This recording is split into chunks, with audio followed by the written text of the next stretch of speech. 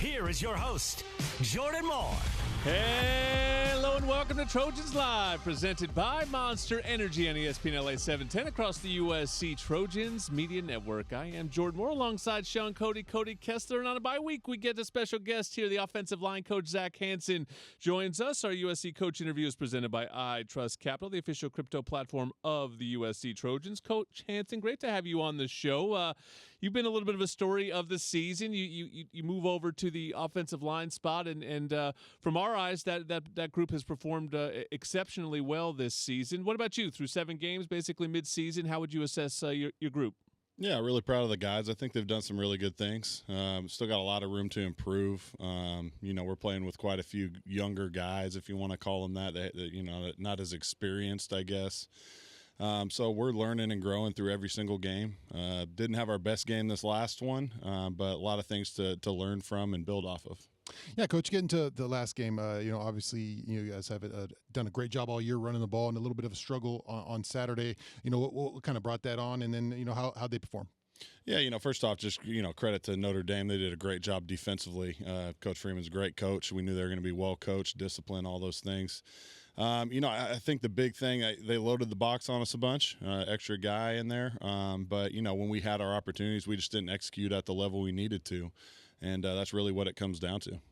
Coach, you've had to move some guys around this year because of injury, which is not easy to do. From the outside looking in, guys moving from tackles to guards, and then you have some key injuries up front. But I think that's a testament to your coaching, but also the character that you have in your room. How important is it to have selfless players like that up front in the offensive line? Yeah, it's huge. It's huge. I mean, you go in, hopefully you have like 7 or 8 guys that you feel really good about.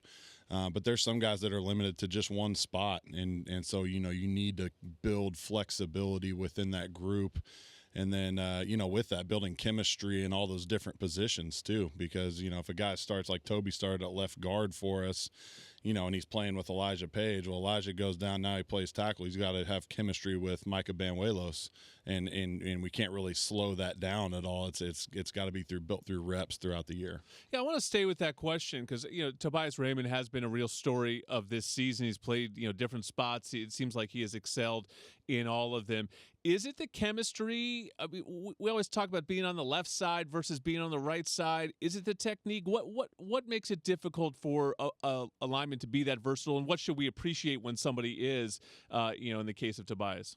Yeah, I think there's a big mixture of things, honestly. One of the things a lot of people don't think about is like all your play calls flip in your head. If you're the left tackle and you run outside zone to the right, you have a whole set of calls that, you're on the backside of the play, including the actual play call. Well, you flip that and go to the right tackle. You're now on the front side of the play. You have new calls. You're playing with a new person. And you're, physically in a different body position. Everything's flipped. So, there's a lot that goes into it. You just have to bank as many reps as you can when you get those opportunities at each side.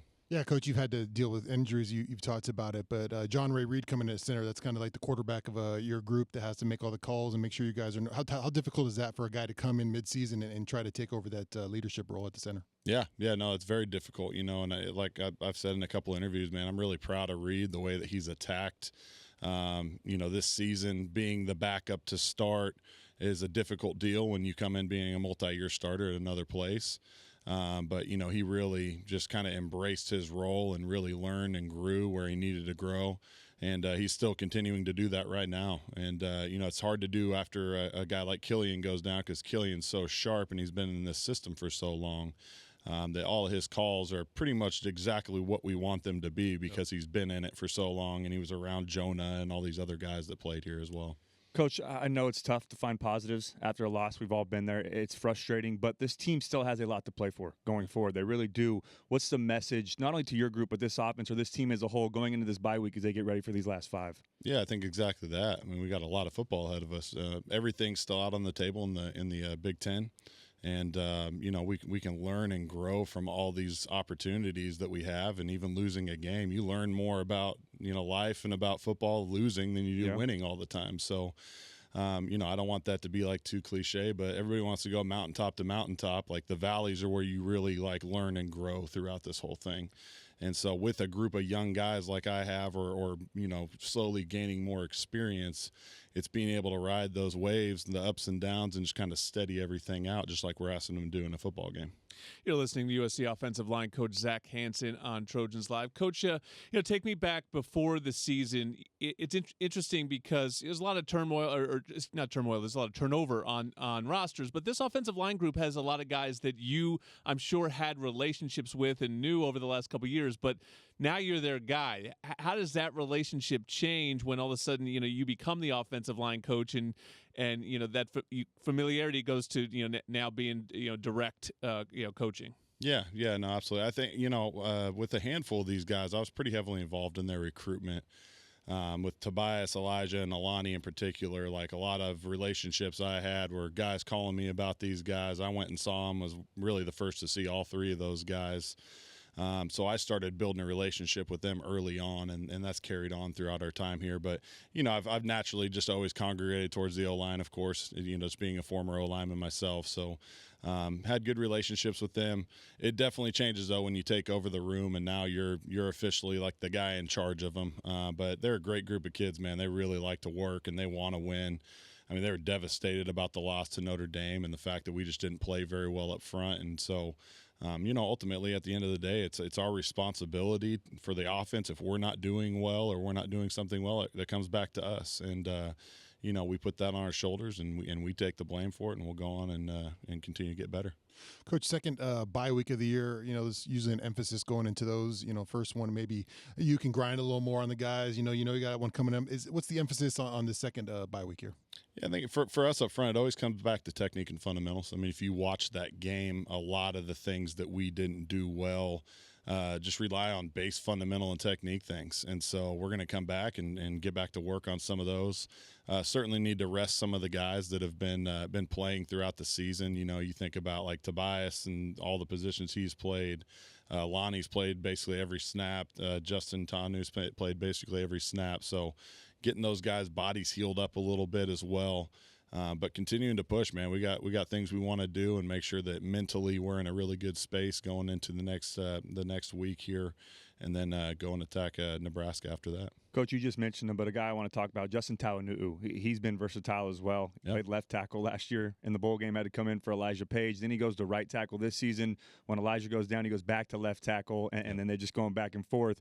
What has impressed you the most with him? Because people forget he's still a freshman. He's still learning. He's still a young player. But what has impressed you the most with Taanuu this year? I think probably his growth just as a football player. Yeah. I don't know that like he was quite ready last year just mentally for what all this is, and I can relate too. Coming out of high school, I was nowhere near close, and he was way ahead of where I was at even. But you could see it when he works so hard at it and he cares about it. So he's like grown so much in understanding defenses, what they're going to throw at you, as well as like what we're trying to accomplish offensively as well. What makes a good offensive line coach? When you look back at your playing days or any mentors along the way that you've assisted and come up under, what's the advice that you've taken that ultimately leads to being good at this job? Yeah, I've been really fortunate. I've been able to be around some really good O-line coaches. Man, I think it all comes down to a mentality and discipline and holding a standard and not ever letting up. And I know that's like pretty consistent across the board, but even to a higher level for the offensive line, I think, if we give up a sack or we have a penalty or something like that in practice, like we're all running after practice for that on our own. Everybody breaks it down. Everybody's on their way out. O-line will be out there running gassers, because we can't have the mistakes. It's not okay, and if one thing shows up, like it's not just hurting just you because you gave up a sack. It's hurting the whole group and it's hurting the whole team. And so building that chemistry and that togetherness comes in those times right there when I'm pushing them pretty hard, after we've had a couple hour practice to run crossfields and all that. But the standard doesn't change, and I think just holding them to that standard and that level of discipline is probably the biggest thing that I've taken from the coaches I've been around. As a former defensive lineman, the best thing about an offensive coach is his ability to hard count in pass rush drill. Coach, how's your hard count in pass rush drill? You got a good hard count on you? Because I would jump every time the offensive line pass rush, man, that he would piss me off, that offensive line coach. Yeah, well, that's a little different now because all we do is go. Yeah. More clap, huh? Great point. So Gruden hates that. I know I've seen a couple of his deals, but the clap cadence, Jaden luckily has a great clap, and he's got a really good fake clap. But, yeah, no, we always try to get our D-line for sure. Sean, were you friends with the offensive linemen? Oh, I always had a good time. Oh, you have a great time with them. Different personality types, though, defensive line, offensive line. Oh, you got those offensive line, man. Those guys are classic, man. Those classic offensive line coaches. There's nothing better than having one of those guys, and he gets all over you when you're doing something on defense. So I always love the classic offensive line coach. Oh, yeah. Well, we got one right here in Zach Hanson. Thank you so much, Coach, for taking the time with us on Trojans Live. And running behind that offensive line is Brian Jackson. He's coming up next, ready to take it to the next level. Unleash the beast this college tailgate season with Monster Energy. Tear into a can of the meanest energy drink on the planet. Monster Energy, Unleash the Beast, and Trojans Live is sponsored by Pechanga Resort Casino, a proud partner of USC football. Just getting started here on Trojans Live.